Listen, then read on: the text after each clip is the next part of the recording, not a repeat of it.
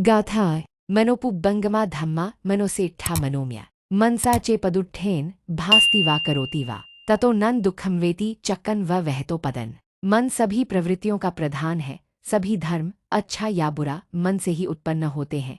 यदि कोई दूषित मन से कोई कर्म करता है तो उसका परिणाम दुख होता है। दुख उसका अनुसरण उसी प्रकार करता है जिस प्रकार बैलगाड़ी का पहिया बैल के खुर के निशान का पीछा करता है। मन से बड़ा कुछ नहीं। चक्षुपाल की कथा। स्थान जेतवन श्रावस्ती।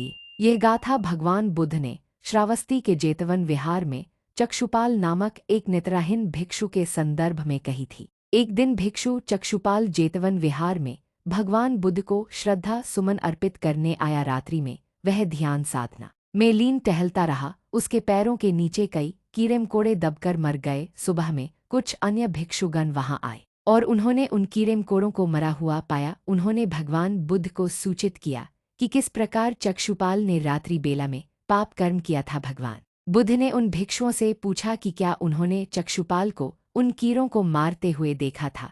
जब उन्होंने नकारात्मक उत्तर दिया तब भगवान बुद्ध ने उनसे कहा कि जैसे उन्होंने चक्षुपाल को उन कीड़ों को मारते हुए नहीं देखा था वैसे ही चक्षुपाल ने भी उन जीवित कीड़ों को नहीं देखा था। इसके अतिरिक्त चक्षुपाल ने अरहत प्राप्त कर लिया है, अतः उसके मन में हिंसा का भाव नहीं हो सकता था।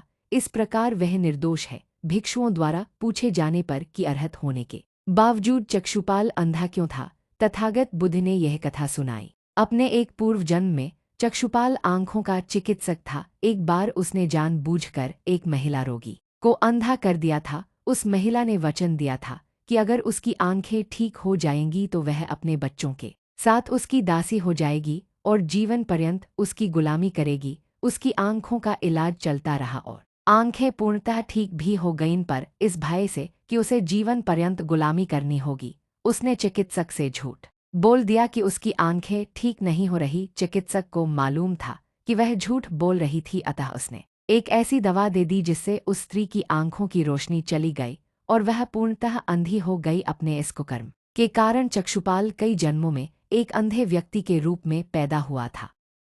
हमारे सभी अनुभवों का सृजन विचार से होता है। अगर हम बुरे विचारों से बोलते हैं या कोई कार्य करते हैं तो उनसे कष्टदायक परिणाम प्राप्त होता है। हम जहाँ कहीं जाते हैं बुरे विचारों के कारण बुरे परिणाम ही पाते हैं। हम अपने दुखों से तब तक मुक्त नहीं हो सकते जब तक हम अपने बुरे विचारों से ग्रस्त हैं।